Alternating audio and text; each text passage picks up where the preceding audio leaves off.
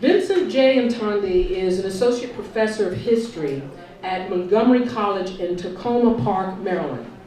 He holds a BA in economics from SUNY Potsdam, an MA in history from SUNY Oswego, a PhD in history from American University. In 2009, Intondi was named the Director of Research for American University's Nuclear Studies Institute in Washington, D.C. And while he was there as a director, and he still is, he annually teaches in Hiroshima and Nagasaki alongside with the actual victims of the atomic bomb, the survivors of atomic bomb, and nuclear policy experts, and the various dignitaries. Let's welcome Professor Vincent J. Intondi.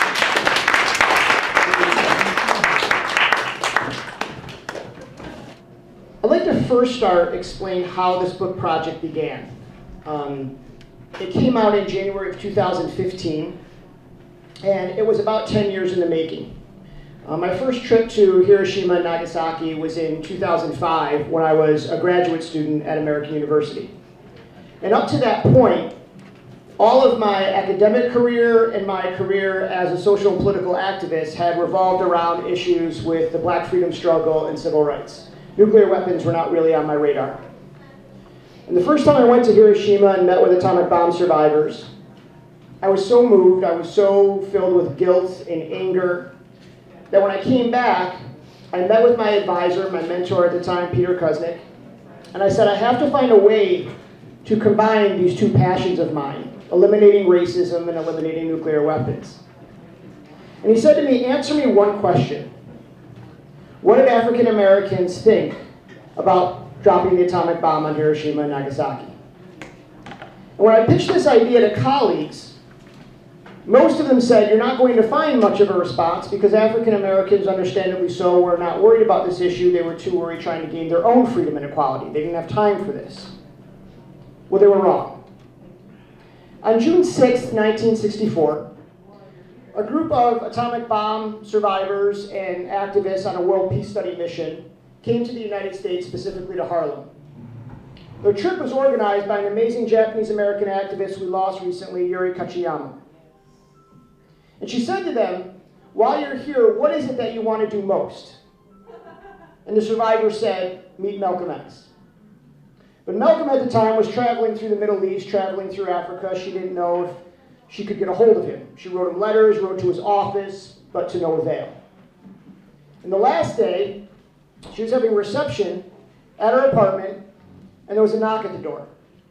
And she opened the door, and there stood Malcolm. He came back. And he said to the survivors of the atomic bomb, you've been scarred by the atomic bomb, but we've also been scarred here. The bomb that scarred us was racism. He spent the day talking to them about imperialism, colonialism, the Vietnam War. Because Malcolm understood what so many before him understood, which was that how these things were inextricably linked.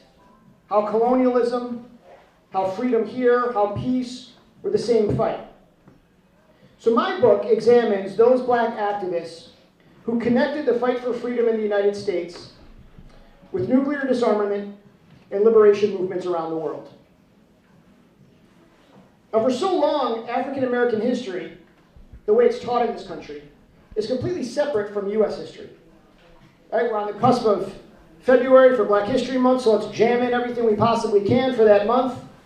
I have some of my students that will say, where's White History Month? And of course, the answer is the other 11. We even, if you look at textbooks, you have Martin Luther King and Rosa Parks in their nice, neat little categorical boxes, teach what's safe, and that covers Black history. And over the last 2 decades, scholars have begun to look at the role of African Americans in foreign affairs and international relations, studying Pan-Africanism and colonialism movements. But where my book differs is that the majority of the scholars, the consensus, is that any international relations, any foreign affairs involvement of the Black community in the United States essentially ends in the 1950s when McCarthyism hits. That anti-communism spread through this country and severed those ties, and so many groups fell mute. And that is true to a degree. But if you specifically look at the issue of nuclear disarmament, you will see that these bonds are not broken, and they survived through the 1950s, into the 60s, 70s, 80s, and beyond.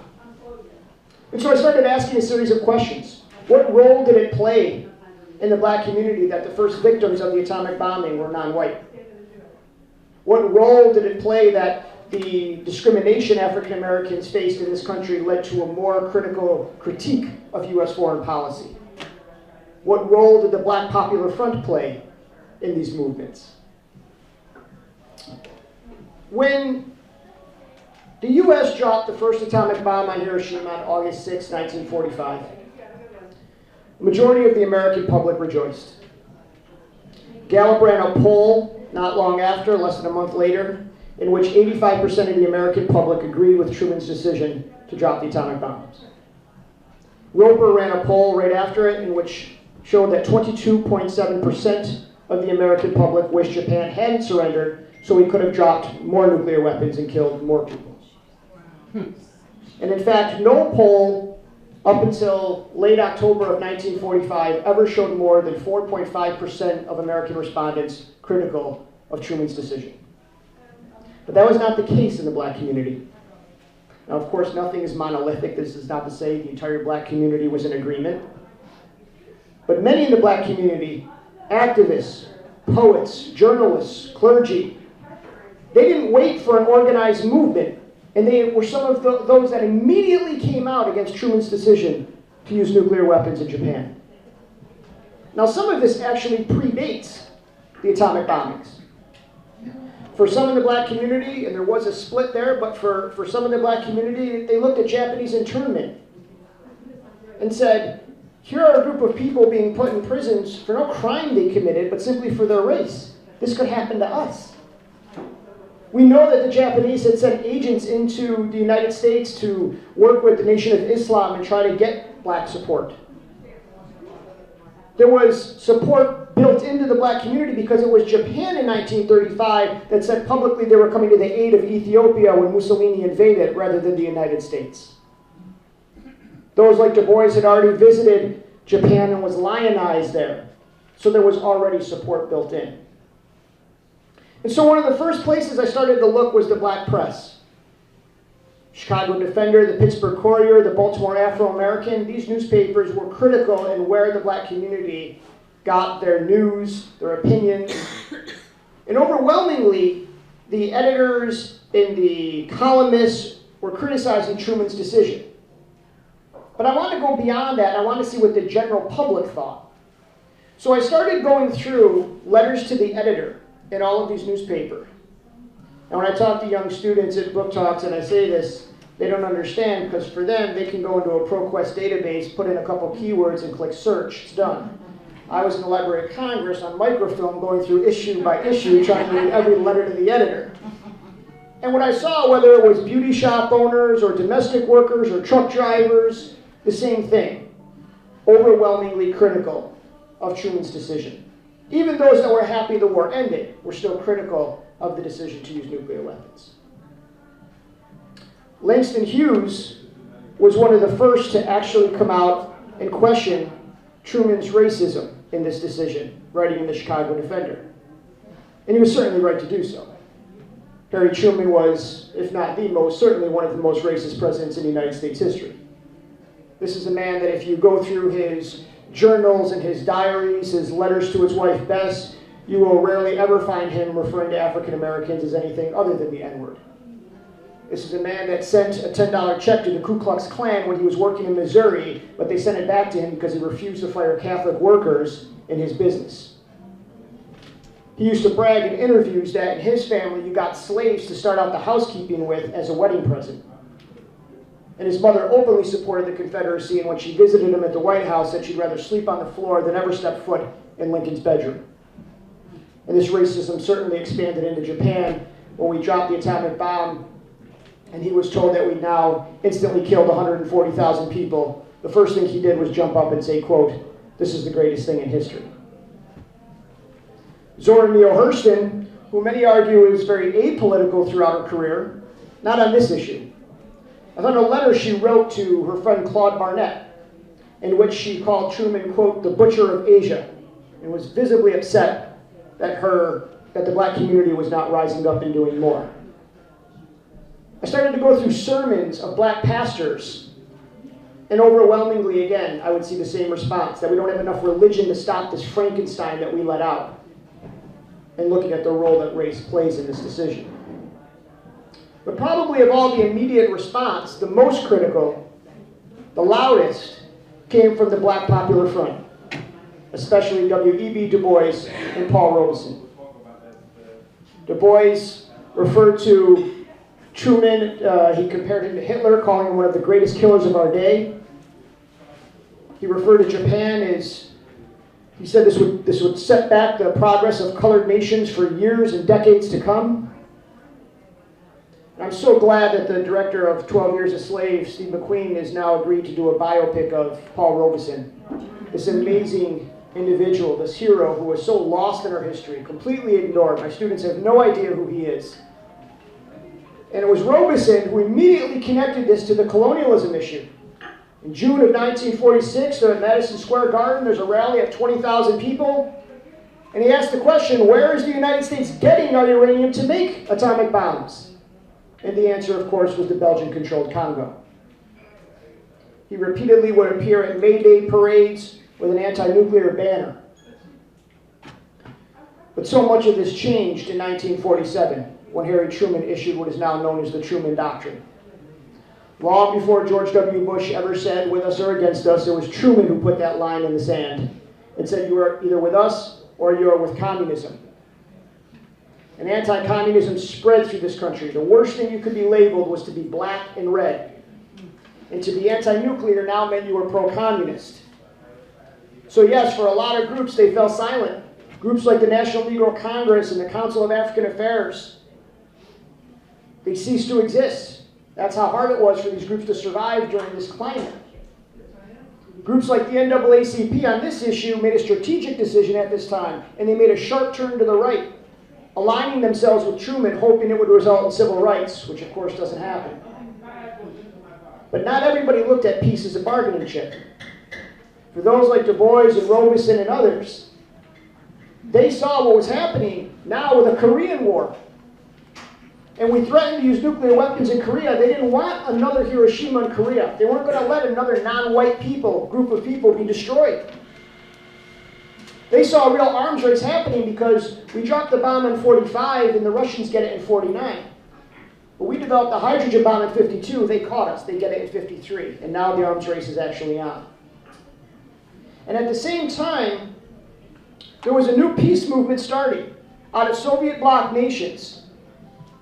And out of this movement, out of Stockholm in particular, came what is now known as the Ban the Bomb petition.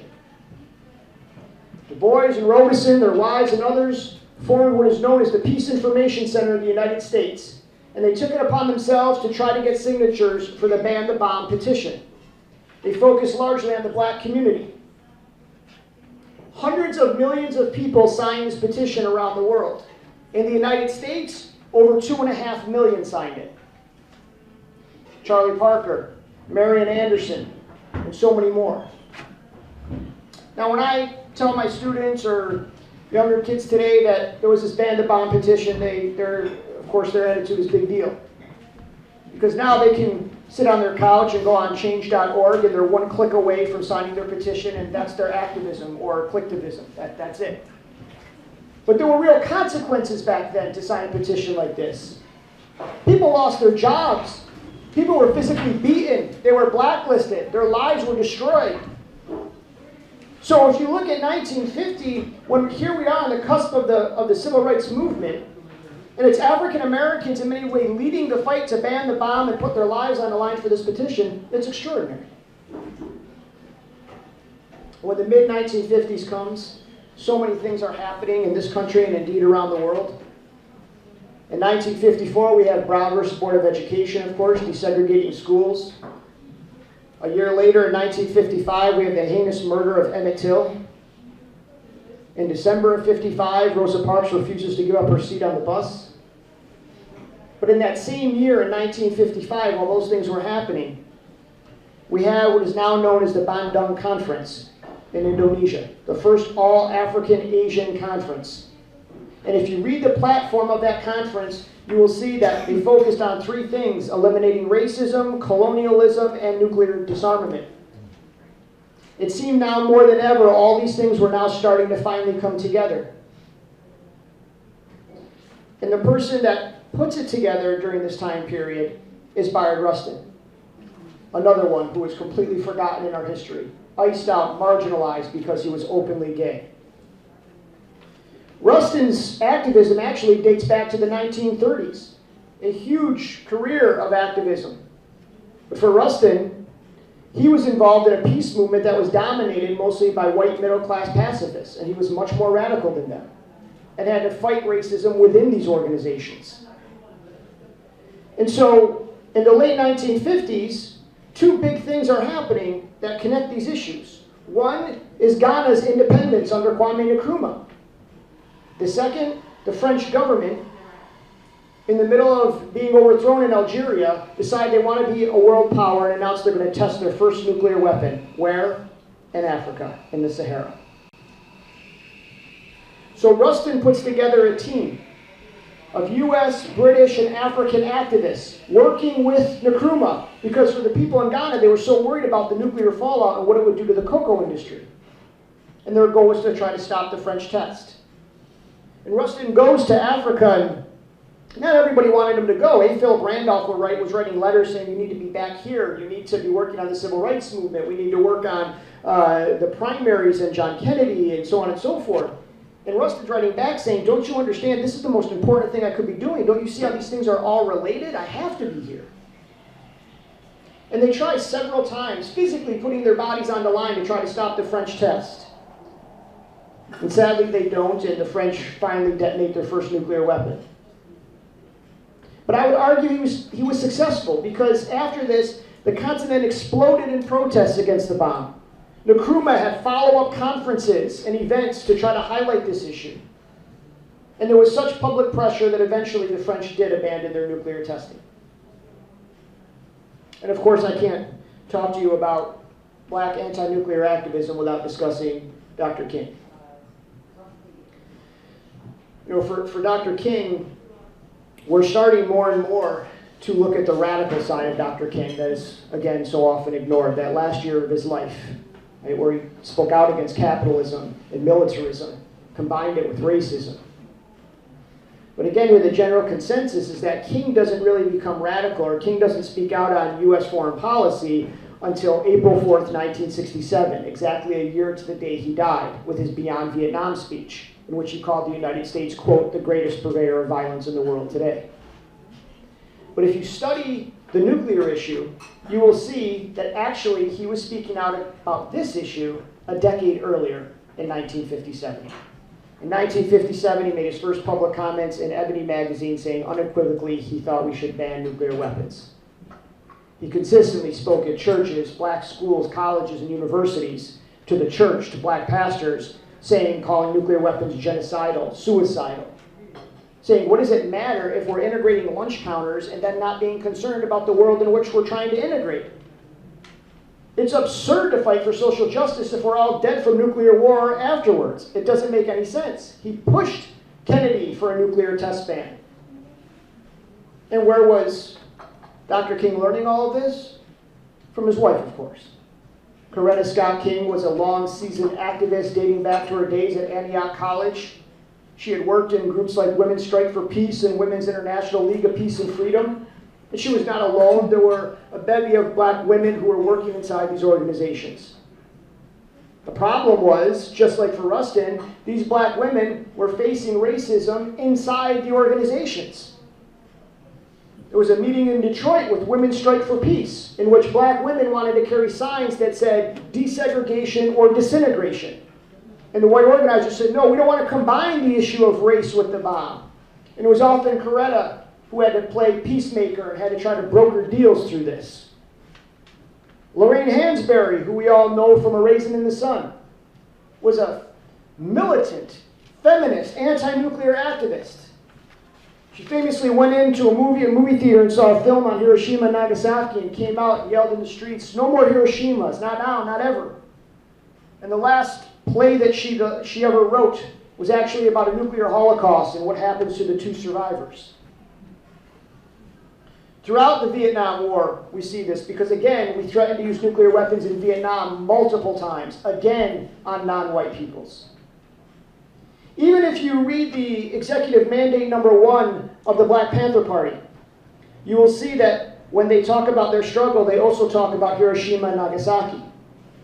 And I asked Bobby Seale, was that a conscious decision? He said, of course it was. We always looked at ourselves in an international manner.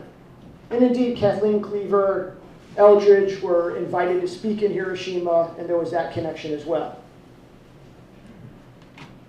And in the 1970s, when so many people were physically exhausted, mentally exhausted from the Vietnam War and the Black freedom struggle, this issue remained. You know, in 1976, there was what was called the Continental Walk for Nuclear Disarmament. People were going to come from all different corners of the country, meet in Washington, D.C. And for many, this was just simply a nonviolent act, a march, no big deal. Except if you were black and you were living in the South and you were partaking in this. Because the police made it clear they weren't going to help them. So on their march, they were beaten. If somebody took them in and let them stay in their homes on the way, their houses were vandalized. So there were real consequences for them. If we look at Jimmy Carter, who was the person in his administration pushing him to not further nuclear arms race? Andy Young, his UN ambassador, who was, of course, Dr. King's right-hand man. It was Andy Young who pressured President Carter to not build a neutron bomb. It was Andy Young who wanted to make sure that the South African government, the white apartheid government, gave up their nuclear weapons program, which they were building with the help from Israel. And they finally gave it up only when they knew Nelson Mandela was going to take power because they didn't want the bomb in, quote, black hands, even though Mandela would have dismantled it anyways because he hated nuclear weapons. And this was really all culminating into the 1980s when we had the largest anti-nuclear march in our history. When Ronald Reagan comes into power, it ignited this movement even more. Because Ronald Reagan came in and announced that he was going to balloon the defense budget by $180 million, and he was going to slash social programs by $140 million. He was going to expand our nuclear arsenal. And so a new campaign started called Bombs Over Babies, in which people started saying they were going to look at how they could take that money out of nuclear weapons and put it into economically depressed areas. You know, when I was writing this book, and I was writing for Huffington Post, I received a phone call from a gentleman in Washington, D.C., where I live, and he said, we need to meet. I said, okay. His name was Greg Johnson, he's in the book, and him and his wife, he was a librarian at Georgetown, African-American man and his wife, and he said, we were so interested in this issue in the 1980s. But every time we went to peace groups, every time we went to anti-nuclear groups, they said, there's not enough support in your community. And we could never get anybody in our community to talk about it. So they said, the hell with it, we'll make our own organization. And with one flyer and a rotary phone, they started the group Blacks Against Nukes. Grew to multiple chapters. Were featured in Essence and Ebony and Jet magazine. Were asked to travel to Hiroshima and speak to delegations there. Ordinary citizens doing extraordinary things. I'm so glad that we now have the resurgence of a politically and socially conscious athlete. You know, I was down in Florida and I taught in Sanford, which is the area where Trayvon Martin was murdered. I was actually teaching the death of Emmett Till when Trayvon Martin's 911 tapes came out. But it was so refreshing to see LeBron James throw his hoodie up when he was playing in Miami before anybody had to tell him, any publicist had to tell him to do so. Seeing athletes now wearing I Can't Breathe t-shirts. Serena Williams, what she's been doing for Black Lives Matter. We're seeing that again. A throwback to Muhammad Ali and John Carlos and Tommy Smith. The complete opposite of those like Michael Jordan. But there was another group in the 1980s that was just like this. They were called Athletes United for Peace. Professional football players, basketball players, baseball, that were working with Soviet athletes and that were working to bring peace and nuclear disarmament in this country. And then, of course, you had the June 12th, 1982 march right here in New York City. in which over 1 million people got together to march against nuclear weapons, the largest march we've ever had. What a lot of people don't know, though, is when that march was being formed and organized, the lead organizers did not want there to be any issues of race involved. And so, under the leadership of the amazing, the great Reverend Herbert Daughtry, who is ill right now and I know is going to get better and is going to be with us for another 20, 30 years to come, great man that he is, he put together what is known as the Black United Front, saying that we have to combine these issues of race and nuclear disarmament. And with help from people like Ozzie Davis and Ruby Dee and Shaka Khan and Toni Morrison and so many more, they merged together. 50% of the leadership that day was black, marching through Bed-Stuy, marching through Harlem. And there was also a young reporter covering that event, Barack Obama. You know, Obama was the hardest part for me to write about this book. I knew I was going to have to address it, looking at the subject matter. But as a historian, the worst thing that I can do is to predict and then be wrong, right? Who's going to read the book years later? So I have to be very careful on that. And I just wrote about this in that recent article. It's really the paradox of how to support Obama, or if you do, and then nuclear disarmament. Because President Obama, as a student at Columbia, and as a candidate for president in the Senate, was clearly against nuclear weapons. Nuclear disarmament was something that he was very passionate about. When he becomes president, he talks about it in his inauguration, and then a few months later, he gives what is now known as the Prague speech, the most anti-nuclear speech any president in U.S. history has given, with possibly the exception of President John F. Kennedy's commencement address in 1963 at American University, dubbed the Peace Speech. And I take students from around the country every year with American University's Nuclear Studies Institute to Hiroshima and Nagasaki. And I remember going that year, after Obama gave the Prague speech. He had done so much. He pushed through the New START treaty when others told him not to. He got countries like Ukraine and Argentina and Chile and Mexico to turn over the nuclear weapons-making materials. He was marching forward on this issue. And that year in Japan, he actually had Ambassador Ruse, the ambassador to Japan, attend the peace ceremony in Hiroshima, the first time a U.S. ambassador ever went. I remember how elated the people of Japan were, especially the survivors. I would walk through the Peace Park and citizens were handing me literally stacks of letters saying, "Send these to your president, thank him for what he's done." Mayor Akiba started a campaign called the Obamajority, where I would see Japanese citizens wearing Obamajority t-shirts. I was proud to be American that year.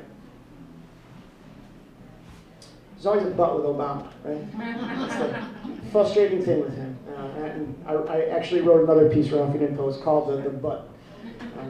We got health care, we didn't get that public option, right? Ended the war in Iraq, but we have all this drone warfare, right? So it's always a but with him. It's so tough. The problem with this issue is it wasn't just a but, he actually went backwards. Now here's a man that gets the Iran deal, which to me is the most important thing he's done in his presidency. Deserves enormous praise. It's heroic. It drives me crazy when people say, early in his presidency, they would say, is he black enough? Is he doing enough for the black community? It's how you look at that. Who are we talking about? Because if, as a result of the Iran deal, there's no war, how many non-white lives did he just save then as a result of that? But then, as we thought in his second term, maybe he would make that sharp turn to the left like John Kennedy did after the Cuban Missile Crisis. And certainly in some ways he did with Cuba and others. Not on this issue. He actually goes backwards. He took money out of non-proliferation programs and put it into building new nuclear weapons. He has this relationship on this Asia-Pacific pivot with this extreme right-wing Japanese Prime Minister Shinzo Abe. He moves forward to massively expand the Okinawa Air Base, which is horrific for the people of Okinawa. Women who are being raped, things being vandalized, violence. No need for it. And now his new budget calls for tens of billions of dollars for smarter nuclear weapons, smaller nuclear weapons, and he's on course to spend $1 trillion over the next 30 years, we are as a country, on nuclear weapons. If we look from Reagan to now, he's then going to end up dropping the number of nuclear weapons less than any of the presidents before. So where do we go from here? What can we learn from this? Well, one key thing is that I think this book shows that movements should not be separated. Whether it's environmental racism in Flint, whether it is what is happening in cities like Baltimore and St. Louis, whether it's nuclear disarmament, these issues are connected. When I talk and advise and meet with folks in Black Lives Matter, trying to let them or help them understand that how can we talk about broken down infrastructure in Baltimore, money not there to replace lead pipes in places like Flint, and yet we're willing to spend $1 trillion on nuclear weapons when we have enough to blow the world up 10 times over. These issues are connected. And when we study this and we see a black community that for so long has been in the abyss in such misery, fighting for their lives in this country, wield their collective power to make a more peaceful world, it's extraordinary. So, now I don't know where we're going to go from here. I don't know what's going to happen in Obama's last 10, 11 months. But I don't put that on him. I put it on us. Because he never said, yes, I can. He said, yes, we can. And everything that Obama's done, he's been pushed to do it. And he knows that, which is why when he was asked early on, would Dr. King support your candidacy, he said no. He'd be in the streets making me do what I said I was going to do. It's why I've publicly, for the last couple of years, been pushing him to visit Hiroshima. The survivors, their average age is over 80. They are dying. They are so scared that when they die, nobody's going to carry on their story. And I think symbolically, if he visited there as the first sitting president, it would be enormous. John Kerry, thank you. John Kerry, they announced John Kerry is going to visit in April, which will be the highest ranking official we've ever had.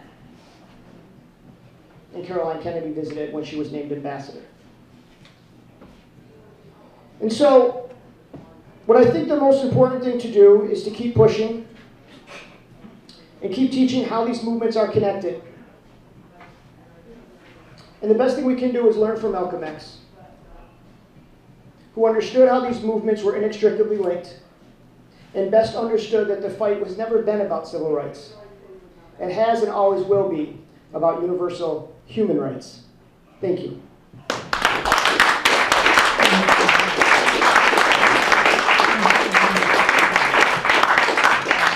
you so much. We're going to have a Q&A very shortly.